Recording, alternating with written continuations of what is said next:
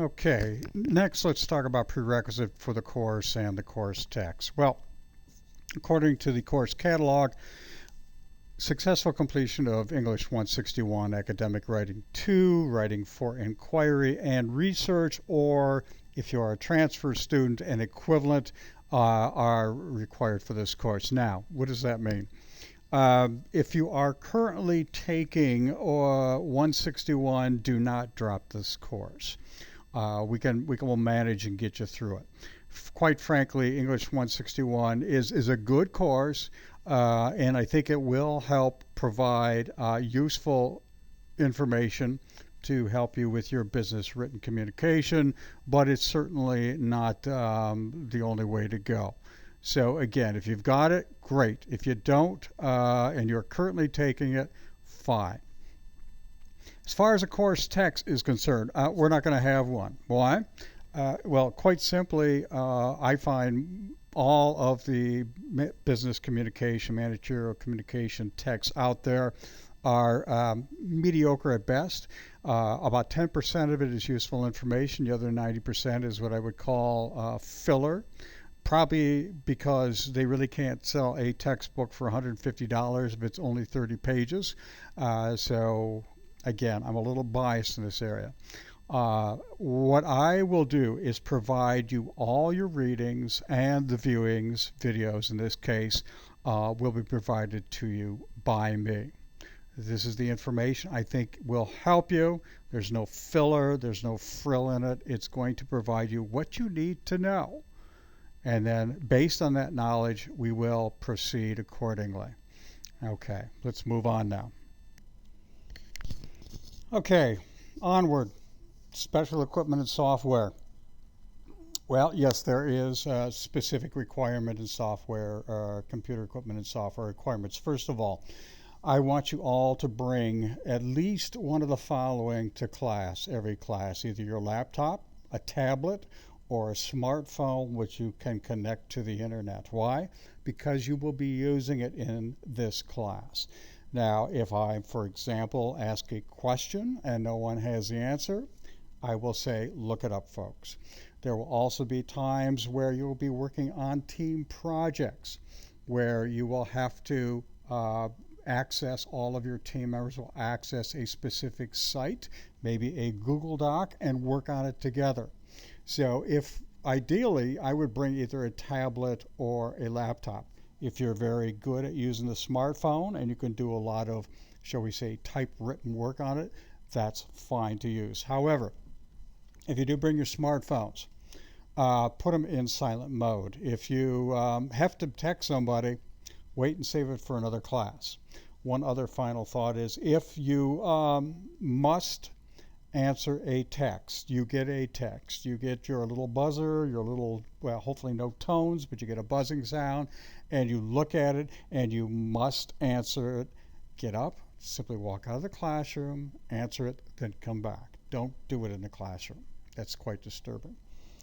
Next, access to a reliable, this is at home now, access to a reliable laptop or PC, computer, and internet connection. Preferably here, I'm really looking at the internet connection. Far too often, I hear students or receive emails from students, I was working on the middle of a quiz and my internet connection failed. Well, today, internet connections don't fail. If you're having a problem with your internet connection at home or where you do your schoolwork, go back to the university. The university, I think, has about a 99.9% success rate with its internet connection. So I really don't want to start receiving, oh, it failed, it's something, I did something wrong. No, follow the directions. Also, do not use smartphones when completing quizzes and pre-discussion quizzes online. They are not terribly compatible with the Blackboard system. You may think you are answering, you may think you submit, and just to find that it is not working. I think a lot of the problem is also the Blackboard app. It works fine usually on laptops, PCs, and tablets, but for some reason it does not work very well with smartphones. So please keep that in mind also. Also, access to Microsoft Office. Now, in particular, Word, but you will also be using, possibly at some degree, PowerPoint as well as Excel. So you will need to have access to those. Also, a printer. Now, if you're relying on the university printers, well, they don't have a 99.9% accuracy rate. So, yeah, if you're going to print something up, I suggest you print it up the night before. So that way, then you don't have to worry about it. You don't have to worry about long lines. You don't have to worry about printers being down. Let's see, what else I want to mention. Incompatible systems. What I'm talking about here is Macs. Now, the university is becoming more and more of the amount of users, students, faculty, staff that are using Mac systems and are paying more attention to it. However, things are still not perfect when converting from a PC-based environment to a Mac environment. So please, again, be cautious, be aware that there may be problems. My guess is if you have been using a Mac for other classes, you may have already run into them. So just please be aware. Again, there are no excuses for format issues or incomplete, missing, or late activities in this class. Okay, let's move on. Okay, let's talk about course policies. Now, I'm assuming my course policies are probably no different than the other course policies, but let's go ahead and go through them just in case. First of all, this is an active learning course. If you are not actively participating, no guarantees about what your grade is going to look like. Now, what do we mean by active? Attendance. While I don't have an actual attendance policy, I can only tell you if you're not participating, your grade's going to suffer, which means if you're not in attendance, your grade will suffer. Now, if you're sick, you're ill, don't come to class, please. But if you decided, well, I think I'll take a day off, your call. But I guarantee you, your grade will suffer. Tardies. If you're running late, a lot of you commute. Blue line, red line, the trains, they run late and so on. So I would not worry about it. Go ahead, come on in, not worry about it. Let's just move on forward. Discussions. Join discussions in the classroom. Again, this is an active learning course. That's why I do not lecture. In the course, you will be talking as a group, individually. You'll be interacting with me. You'll be interacting with other students. You'll be doing in-classroom work, but you must be available for the discussions. If you read and watch the videos, you'll gain a tremendous amount of information, but you're not going to have understanding of it unless you're in the classroom. So come on in. Within the teams and online, complete all your assigned readings, viewings, and prep prior to class. Bring your questions on the assigned material to class. Don't assume. Again, extensive lectures aren't going to happen, or ain't going to happen, whatever. So let's move on. Directions. Follow all directions. Don't assume or interpret. If there's something you don't understand, send me an email. Eventually, you may just rely upon your team members, but always ask. If something doesn't make sense, ask about it, but don't wait till the last minute. Read all the Blackboard postings and information sheets immediately upon notification. Now, basically, every time I post something in the announcement sections, you're going to get a copy of that in your UIC email. I suggest as soon as you see that something from me, it'll always say BA 200 update or BA 200 activities, read it. Because if you miss something, if you wait too late to look at these things, you're going to miss out. So don't do that. Check it. I would check your email at least daily, possibly each morning, better yet. Homework. Okay, it is expected by the due date and time in the required formats as the case might be. Again, no exceptions. Late assignments will not be accepted. However, I may, at my discretion, review your late assignment for critique purposes. Homework submitted in a format other than the instructions will receive an automatic 10% point deduction. And we'll talk more about that when we comes to that. Cell phones, smartphones. Okay, we already talked a little bit about this, but again, if you are going to use your cell phones, your smartphones, as part of the communication, a part of the information gathering portion of the course, that's fine. But put them on silent mode. No ringing, no buzzing, no bells, no chirps, no whatevers. Now, again, if you happen to have it up there and you've got to respond to a text that you've seen, don't do it in the class. Simply get up, quietly walk out of the room, take care of your business, come on back in. No questions will be asked. And then again, as I mentioned earlier, laptops and tablets, yes, bring them to class.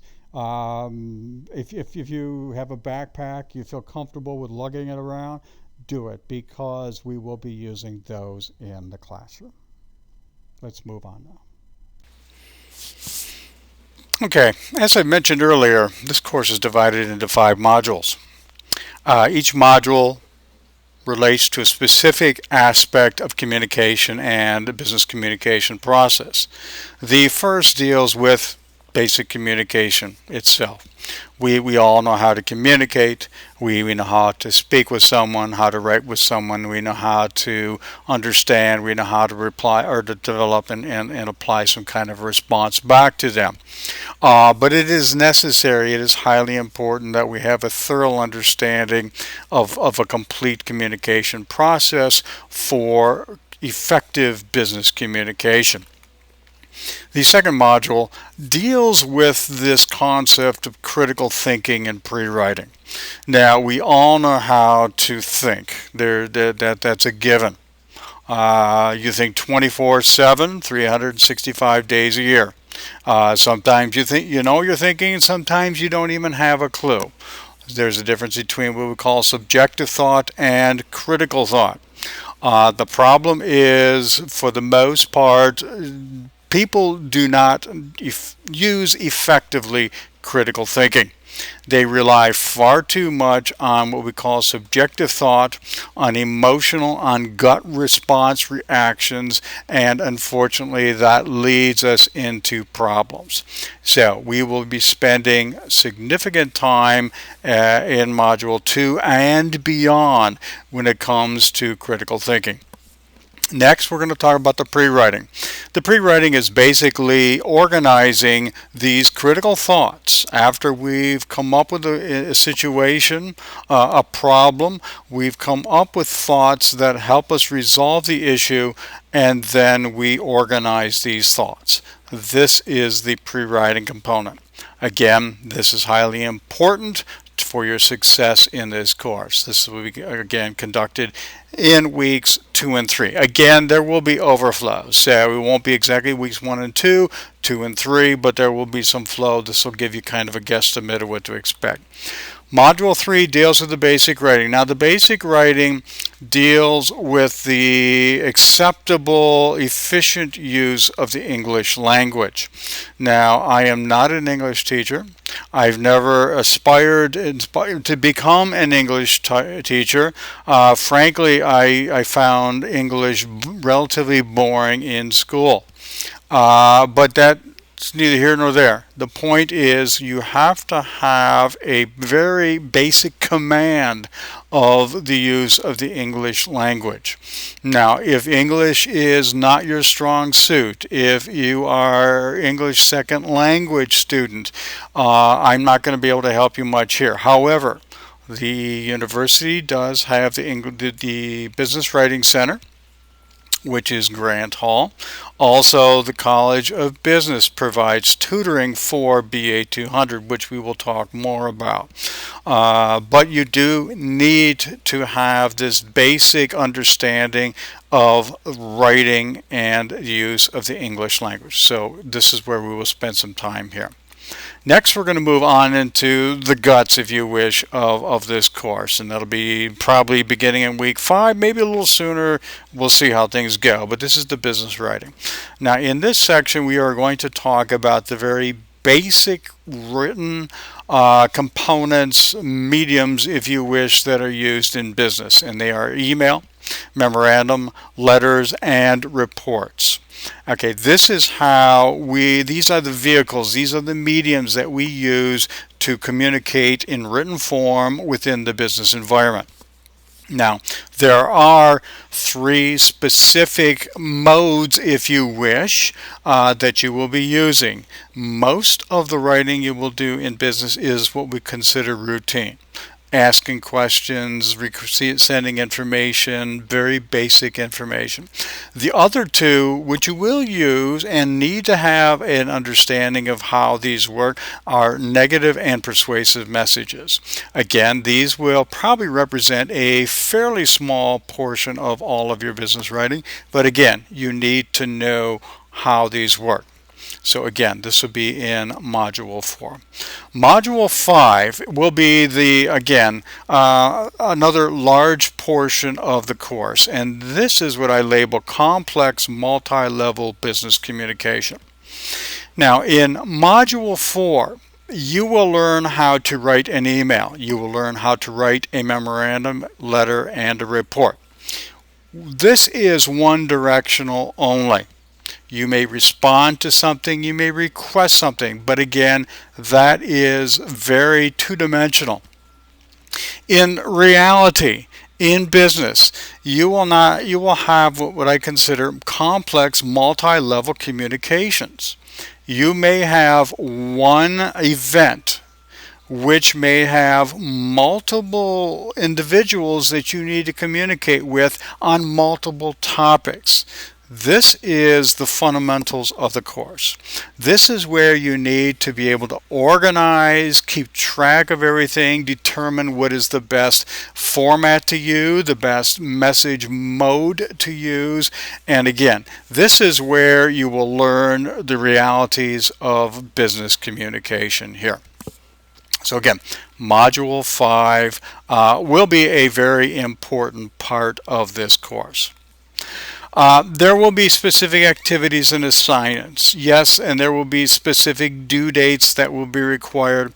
All of this information will be found in the modules section of the BA200 Blackboard site.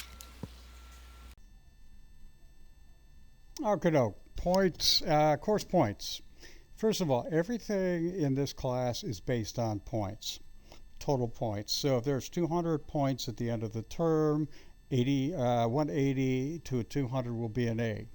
160 to 179.99 will be a B, and so on and so on. There's no deviation, no rounding up, rounding down, and obviously no curve. So let's talk a little bit more. These are the areas that you will be receiving your points in. Every module and every subsection of a module will have pre-discussion questions. These are very short.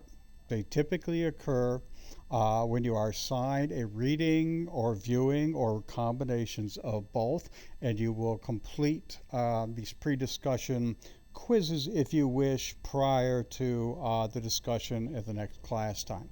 That'll be about 5% of your total. Next are quizzes. These are end of module or subsection quizzes. They're more extensive and they're about 15%. Team peer evaluations. Now you will be evaluating each of your team members. There will be approximately 4, maybe 5, which will be held, and you will rate the activity, the involvement of each of your team members in a particular assignment or activity. Now the points, the average of the points that your other team members give you will be the points you earn. I have no input into these, so again, that's 10%. Next, the biggest chunk is 50%, and these are the individual application assignments. These are the assignments that you will do that will be produce business communication, communiques in the various mediums that are available. More on that. And then finally, a final report. There is no final examination. There is a final report, a final activity, if you wish, and that will be due the very last class meeting of the term. Again, no final during finals week, and it has a value of 20%. Again, the above percentages are approximations. They may vary a little bit. Things happen. Final grades, again, are determined based on your total points. Again, no curves, no rounding up or rounding down. Points earned are posted in the course Blackboard site in your grade book. You'll note in the Blackboard site there is a My Grade Book or a grade book menu. If you click that, that will take you right to your grade book. It is your responsibility to review your grades in a timely manner. In other words, I will give you notification of when grades have been posted. You will have within up to 48 hours to review them. Now, if there is an issue with a grade, you don't know why, you don't understand, you want more clarification, within that 48 hours, you must email me to say, I'd like to discuss this. At that time, we will then set up an appointment, not necessarily within the 48 hours, but sometime within a near future on a face-to-face basis where we can sit down and talk about it. But again, this must occur, the notification to me must occur within the 48 hours. I won't discuss anything that occurs after that time. Extra credit, actually, it says not currently available, but we do have an extra credit activity. So what we will do, and I will mention this more probably in the first couple of weeks, it's nothing that I give, but it is an activity that the College of Business is involved with, which you can also be involved with. Alrighty, folks, that ends part 3. Let's move on now and take a look at video part number 4.